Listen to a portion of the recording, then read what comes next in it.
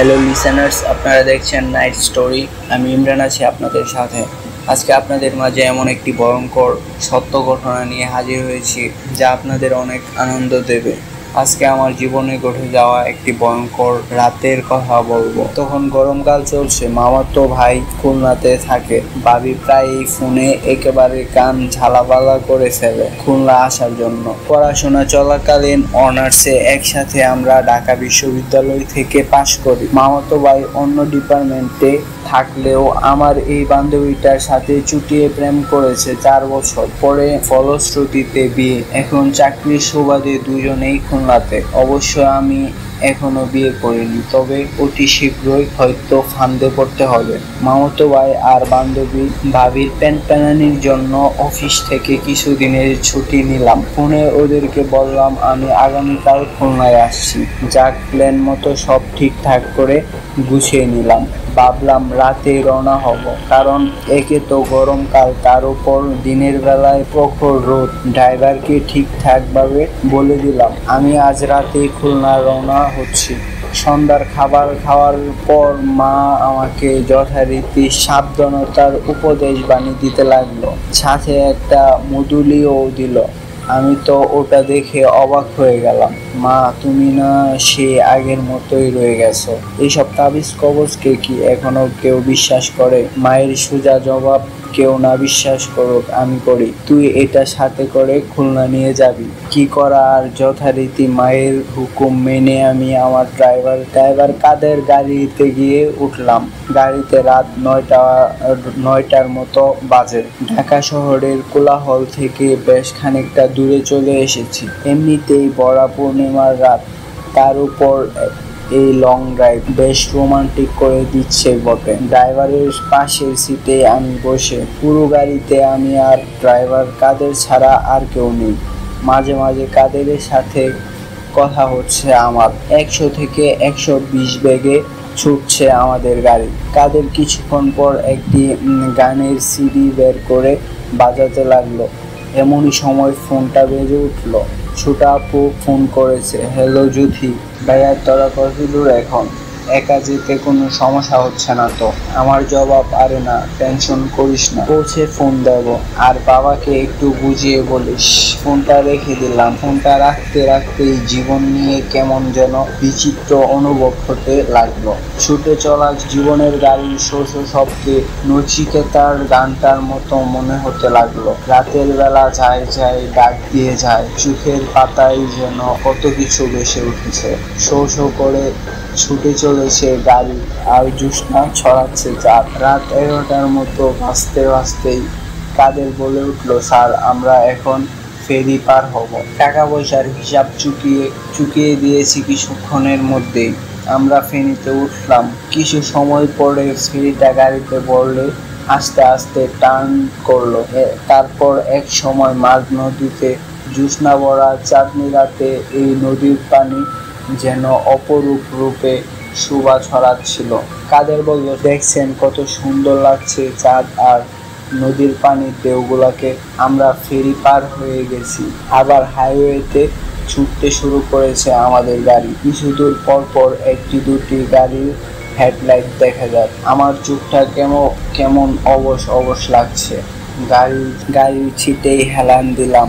চোখ বুজে কিছু দূর যেতেই হঠাৎ করেই কাদের গাড়ির ব্রেকটা এমন ভাবে ধরলো যেন পুরো গাড়িটাই উল্টে পড়ে যাওয়ার মতো অবস্থা। এই কি হয়েছে কাদের, এত জোরে গাড়ি ব্রেক করলে কেন? কাদেরের জবাব আসলো, স্যার আমার কোনো দোষ নেই, ওনার জন্যই সব। এবার আমি আস্তে আস্তে গাড়ির সামনের দিকে তাকালাম। দেখলাম একটি 20 থেকে 22 বছরের মেয়ে একটা বাচ্চা কোলে নিয়ে দাঁড়িয়ে আছে আমার গাড়ির সামনে। গাড়িতে তখন রাত 1টা বাজে। মেয়েটি সাদা শাড়ি পরে আছে। তার আড়ালে তার আঁচলের একটা অংশ মাটির সাথে গড়াগড়ি খাচ্ছে। চুলগুলো এলোমেলো আর কান্না ভেজা চোখে। আমি গাড়ির দরজাটা খুলে নিচে নেমে বললাম, কি ব্যাপার? আপনি হঠাৎ করে আপনার বাচ্চাটাকে কোলে করে আমার গাড়ির সামনে আসলেন কেন? মেয়েটি কান্না জড়ানো কণ্ঠে বলে উঠল, স্যার আমাকে বাঁচান, আমার স্বামী নয়তো আমাকে আর আমার বাচ্চাকে মেরে ফেলবে। আমি কোনো মতে বাড়ি থেকে পালিয়ে এসেছি। সামনে আমার বাবার বাড়ি, আপনি দয়া করে আমাকে একটু আপনার গাড়িতে নিয়ে চলুন। আমি বললাম, দেখুন, আপনি পথ থেকে সরে দাঁড়ান, আমি আপনাকে গাড়িতে নিতে পারবো না। এই কথা বলার সাথে সাথে মেয়েটি তার এক হাতে বাচ্চাটিকে বুকে নিয়ে আরেক হাতে আমার পায়ে জড়িয়ে ধরল। ওদের কাঁধের ওপাশ থেকে বলল, স্যার, আমাদের গাড়ির পেছনের সিটটা তো খালি পড়ে আছে, আমরা না হয় এই বিপদ থেকে একটু ওকে সাহায্য করি, আর সামনেই তো ওর বাবার বাড়ি, আমরা এখানেই ওকে নামিয়ে দেব। কাদেরের এই কথা শুনে গাড়িতে উঠতে বললাম। মেয়েটি বাচ্চাটিকে কুলে নিয়ে পেছনের সিটে উঠে বসলো। আমাদের গাড়ি কিছুক্ষণ চলতে থাকলো। এর মাঝে একবারও পেছনে ফিরে তাকানো হয়নি। হঠাৎ করেই মনে হলো মেয়েটি তো কিছু দূর পরে নামতে চেয়েছিল। আমি গাড়ির আয়নাতে চোখ রেখে দেখার চেষ্টা করলাম মেয়েটির কি অবস্থা, কিন্তু আয়নার ভেতরটা কোনো কিছুই দেখা যায় না। আমি একটু ভালোভাবে আয়নাটির দিকে চোখ দিলাম, দেখলাম দুটো লাল চোখ দেখা যায়। কিছুক্ষণ পর দেখি মেয়েটি তার কুলের বাচ্চাটা মাথা নিচের দিকে ধরে আছে। আমি কাঁপতে শুরু করছি।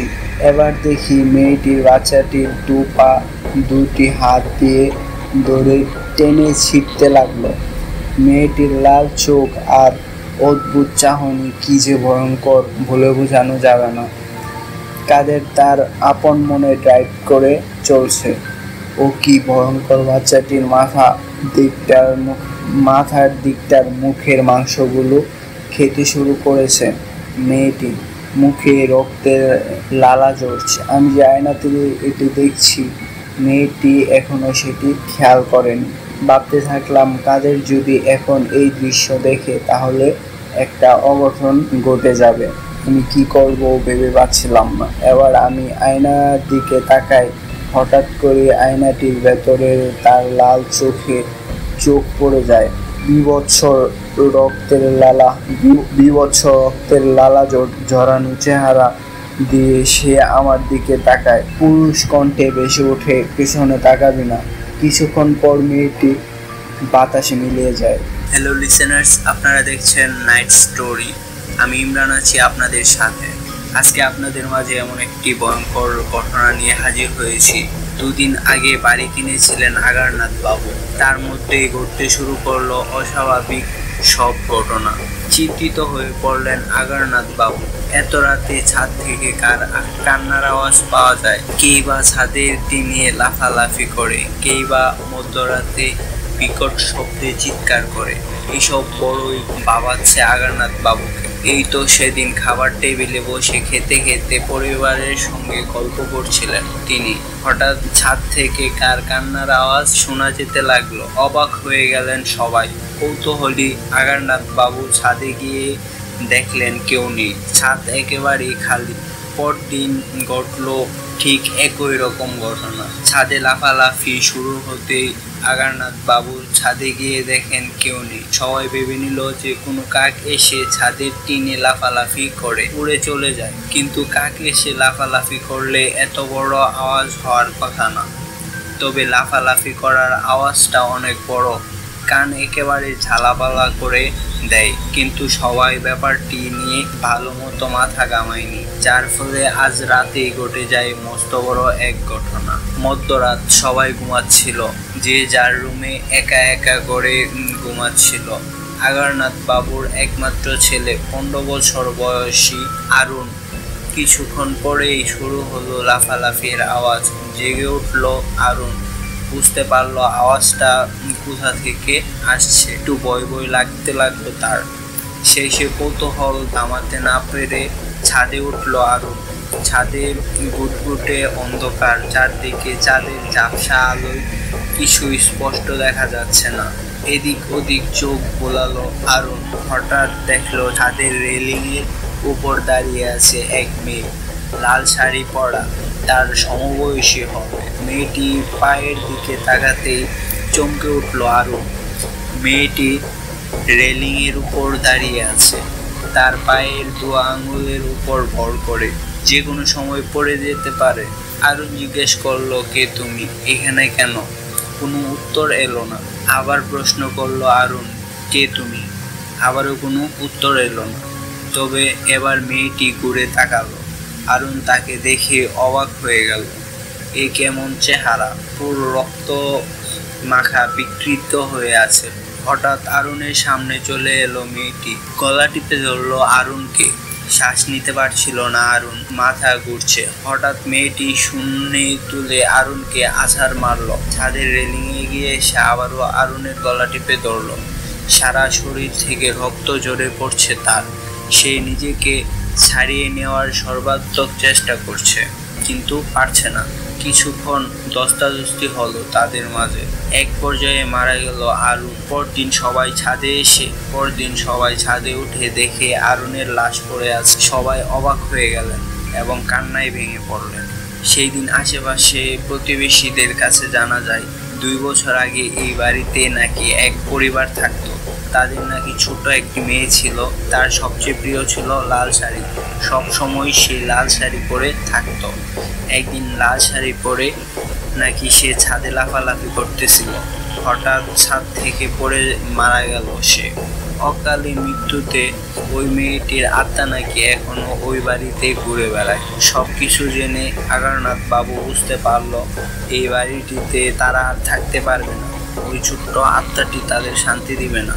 তবে এইসব কথাগুলো তারা যদি আগেও জানতে পারতো তাহলে আগে এই বাড়িটি ছেড়ে চলে যেত। আরুণকে মরতে হতো না, সে আজও বেঁচে থাকতো। হতাশায় ভেঙে পড়ল আগারনাথ বাবু আর তার স্ত্রী। ঘর তাদের খালি হয়ে গেল। পরদিন তারা বাড়িটি ত্যাগ করলো এবং এখানেই এই গল্পের সমাপ্ত।